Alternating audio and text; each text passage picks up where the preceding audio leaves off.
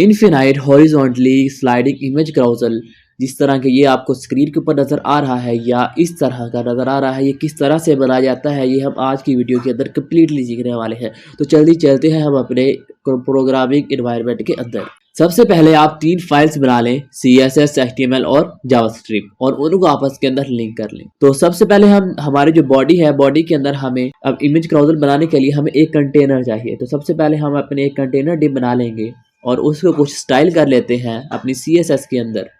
अपने हम जो स्टार सिलेक्टर के ज़रिए हम अपने सबको बॉर्डर बॉक्स दे लेते हैं, अपनी बॉडी को कुछ स्टाइल्स दे लेते हैं। उसको हमने हाइट को सेट कर लिया है, उसके अंदर जितना भी है हमारे जो आइटम्स है वो सेंटर के अंदर कर लेते हैं और उसको एक बैकग्राउंड कलर दे देते हैं हम। और जो हमारे कंटेनर है उसको भी हमने रिलेटिव कर लिया है, उसको पोजीशन दी है, उसके अंदर ओवरफ्लो हिडन और कुछ स्टाइल्स देने के बाद जो हमारी HTML फाइल है वो कुछ इस तरह से नजर आ रही है। अब हमें अपने कंटेनर के अंदर 3 चीजें चाहिए। एक हमारी वो रो जिसके अंदर जो हमारी इमेजेस हैं वो स्लाइड करेंगी, एनिमेट करेंगी, और दूसरा हमें 2 बटन हैं जिनकी मदद से हम इस एनिमेशन को डन करेंगे। अपना एक बटन लेफ्ट और एक राइट, और एक हम रो बना लेते हैं और इनको हम कुछ स्टाइल कर लेते हैं। अपने बटन्स को भी स्टाइल कर लेते हैं और कुछ हमारा जो इसके साथ ही है राइट बटन को और हमारी रो को भी हम स्टाइल कर लेते हैं। तो अब हमारी जो है वो HTML फाइल जो है वो हमारी कुछ इस तरह से नज़र आ रही है, कुछ इस तरह से।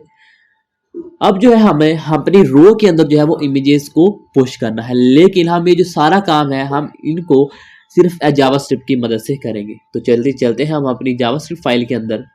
तो सबसे पहले हम जो अपने हमारे HTML के अंदर जो हमारा राइट लेफ्ट बटन है और जो हमारा कंटेनर है और जो हमारी रो है इनको हम एक्सेस कर लेते हैं।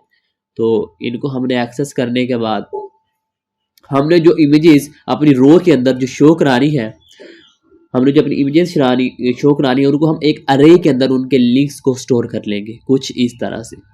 मैंने जो टोटल है ये 7 इमेजेस जो है ये अपने स्टोर कर ली है। अब हम एक फंक्शन क्रिएट करेंगे जिसका काम होगा इस रो के अंदर हमारी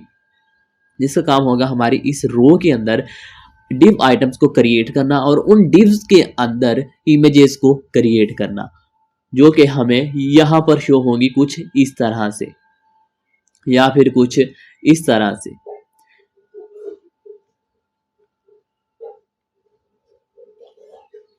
तो सबसे पहले हम अपना एक फंक्शन क्रिएट करेंगे क्रिएट बॉक्स के नाम से। उससे पहले हम एक अपना वेरिएबल जो है हम क्रिएट करेंगे सेंटर इंडेक्स, जिसको हम 0 पे रखेंगे। अब फंक्शन के अंदर हम 2 आर्गुमेंट्स दे रहे हैं, एक एक्टिव और एक फॉर। अब जो एक्टिव है जो हमारा ये एक्टिव हम एक क्लास होगी हमारी, जो कि ये सेंटर वाले डिव की होगी, जो ये सेंटर वाली इमेज की होगी, जिसे हमें बाकी वाली इमेजेस से थोड़ा बड़ा दिखाना है। तो चलते हैं इधर। अब हम एक एलिमेंट को क्रिएट करेंगे जो कि डिव होगा और उसके अंदर हम क्लास को ऐड कर देंगे बॉक्स, और उसके अंदर हम एक और क्लास को ऐड कर देंगे एक्टिव। अब इमेज जो होगी हमारे, हम फिर एक और एलिमेंट इस लाइन की वजह से क्रिएट करेंगे इमेज, और उस इमेज का जो हम सोर्स है वो यहाँ से एक और फंक्शन के जरिए जो है वो इसको देंगे। अभी के लिए सिर्फ यहाँ पर हम इसको क्रिएट कर रहे हैं और अपेंड चाइल्ड की मदद से हम उस डिव के अंदर इसको पुश कर देंगे जी। और ये जो फंक्शन ये रिटर्न करेगा एक डिव जिसके अंदर हमारी एक इमेज होगी, और जो इमेज होगी वो इन सोर्सेज के ऊपर होगी। अब हमें इस फंक्शन को कॉल करने के लिए हमें एक और फंक्शन, क्योंकि हमें चाहिए ये सिर्फ अभी हमारे पास ये जो फंक्शन ये सिर्फ एक डिव क्रिएट कर रहा है, लेकिन हमें इस फंक्शन को बार बार कॉल करना है ताकि हमारी जितनी भी इमेजेस है वो सारी की सारी जितनी हमारी इमेजेस हैं उन इमेजेस के मुताबिक हमारे डिव क्रिएट और हर के अंदर हमारी एक इमेज पुश हो जाए। तो उसके लिए हम एक लूप क्रिएट करेंगे एक और फंक्शन के अंदर, जिसके अंदर हम इस फंक्शन को भी कॉल करेंगे। उस फंक्शन का नाम हम रख लेते हैं इनिशियलाइज कर लेते हैं, जो हमारे जो फंक्शन को इनिशियलाइज करेंगे। अब ये वाली जो रो है हमारी, इसके अंदर अभी कुछ भी नहीं है, तो इसको हमने एम्प्टी के ऊपर स्ट्रिंग कर लिया है, सेट कर लिया है। एक लूप बनाएंगे हम -3 से 3 तक, जो कि टोटल 7 एलिमेंट्स हमारे जो है क्रिएट करेगा, और इसको हमने इनिशियलाइज कर लिया है -3 से। और जो हमारा सेंटर इंडेक्स को हमेशा याद रखेंगे ये कितने पे है 0। अब इस लाइन की मदद से हम अपने इंडेक्स, हमें जिस हमारी जो इमेज है हमें कौन सी इमेज अभी उसके अंदर पुश करनी है वो वाला इंडेक्स हम यहाँ से हासिल करेंगे इस लाइन ऑफ कोड की मदद से। अभी हमारा सेंटर इंडेक्स है वो 0 है और हमारा आई जो है -3 है। तो -3 प्लस जो है हमारा 0 और आइटम्स है हमारे पास 7, जो जवाब आ जाएगा 4, और 4 मॉड्यूलस 7 जिसका जवाब हमारे पास निकलेगा 0। जब भी हम छोटी रकम को बड़ी के ऊपर तकसीम करते हैं तो मॉड्यूलस में हमारा जवाब हमेशा जावास्क्रिप्ट के अंदर 0 ही आता है, तो 0 वाला इंडेक्स जो आएगा हमारा। और हम उस जो इंडेक्स के ऊपर जो हमारी ये आइटम जो है, जो हमारा अरे है जिसके अंदर हमारी तमाम की तमाम ये इमेजेस के लिंक मौजूद है, तो ये उनके अंदर ये इंडेक्स जो 0 है पहले इमेज को लेगा और क्रिएट बॉक्स के जरिए सबसे पहले एक बॉक्स को क्रिएट करेगा और फिर उसके अंदर इस इमेज को पुश कर देगा और रो के अंदर एक चाइल्ड हो जाएगा, एक चाइल्ड को क्रिएट कर देगा जो कि हमारे पास होगा एक डिव, और उस डिव के अंदर एक इमेज, और इस फंक्शन को हम यहाँ पर नीचे कॉल कर लेंगे। अब हम इस सारे फंक्शन को सेव करते हैं और यहाँ पर अब हमारे पास 3 चीज़ें क्रिएट हो चुकी हैं, एक हमारे पास डिव, एक हमारे पास इमेज और एक हमारे पास रो। और इस लूप की मदद से हमारी सातों की सातों इमेजेस जो है वो क्रिएट हो जाएंगी, और एक इमेज जिसको हमने क्लास दी है एक्टिव की वो दूसरों से थोड़ी बड़ी नजर आएगी, लेकिन उससे पहले हमें इन सारी 3 चीज़ों को हमें स्टाइल करना होगा। सबसे पहले हमारे बॉक्स को स्टाइल कर लेते हैं, और एक्टिव जो हमारा दरमियान वाला सेंटर वाला बॉक्स है जो दूसरों से बड़ा नजर आना चाहिए, और उसकी इमेज को हम विड्थ और हाइट ताकि वो हमारे डिव के अंदर कंप्लीटली तौर पर नजर आए, तो उसको भी हम स्टाइल दे लेंगे। अब हम देखते हैं कि हमारी जो फाइल है वो कुछ इस तरह से नजर आ रही है, लेकिन अभी हमारे पास जो है यहाँ पर कोई भी फंक्शन मौजूद नहीं है। हमारे जो लेफ्ट बटन है और जो राइट बटन है इनके ऊपर हमने कोई भी अभी लॉजिक अप्लाई नहीं किया है, तो अभी हम इस लॉजिक को अप्लाई करते हैं। चलते हैं हम अपनी जावास्क्रिप्ट के अंदर।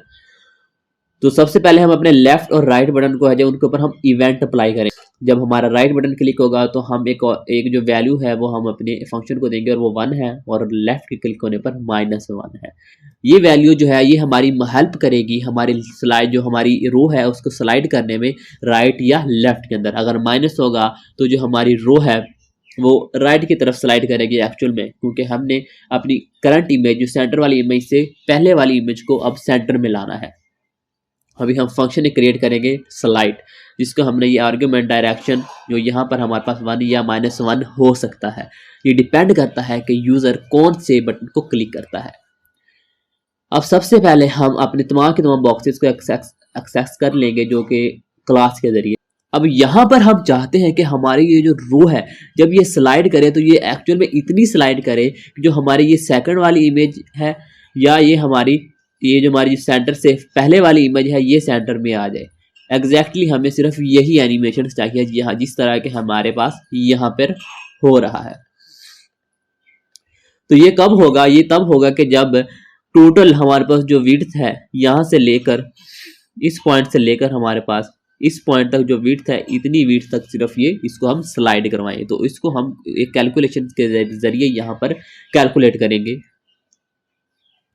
तो हमारे पास जो शिफ्ट है ये हमारे पास वो वैल्यू होगी जितनी हमें अपनी रो को स्लाइड करना है, और इसको हमने किस तरीके से हासिल किया है? बॉक्सेस 0 जो हमारे पास यानी कि बॉक्स होगा जो 0 के ऊपर मौजूद होगा उसकी विड्थ, इस फंक्शन के जरिए हम उसकी विड्थ को एक्सेस करेंगे, और गेट कंप्यूटर स्टाइल रो गैप के जरिए, और इस फंक्शन के जरिए हमारे रो के अंदर जो गैप होगा हम उसको जो है वो हासिल करेंगे यहाँ से। लेकिन ये एक स्ट्रिंग में होता है और पार्स फ्लोट के जरिए हम इस स्ट्रिंग को एक नंबर में कन्वर्ट करेंगे जो कि हमारे पास टोटल नंबर जो है वो शिफ्ट के अंदर स्टोर हो जाएगी टोटल विड्थ। और अब डायरेक्शन ये जो हमारे पास 1 या -1 है उस लिहाज से हमने इसको इस अपनी जो विड्थ को माइनस या जो है वो प्लस में करेंगे। हम अपनी जो रो को स्लाइड करेंगे वो हम ट्रांसलेट फंक्शन के जरिए हम उसको जो है वो स्लाइड करेंगे। तो आगे हम अपने बाकी के लॉजिक को देख। सबसे पहले जो है वो हमारे जो बॉक्सेस 3 जो हमारा बॉक्स सेंटर में है जिसकी क्लास हमारे पास एक्टिव है हम उसकी क्लास को रिमूव कर देंगे। तो जैसे ही हम उसकी क्लास को रिमूव करेंगे वो क्या हो जाएगा? वो अपने साइज से छोटा हो जाएगा।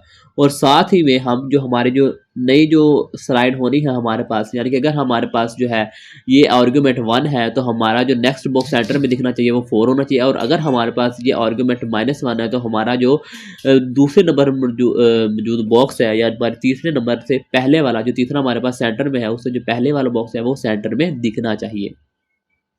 और उसका हम जो इंडेक्स है वो जो न्यू एक्टिव इंडेक्स होगा हमारे उसके अंदर हमें क्लास को एक्टिव कर देंगे। अब इस सारे जो फंक्शन से हमारे पास क्या होगा कि अगर वो यूजर ये राइट बटन को क्लिक करता है,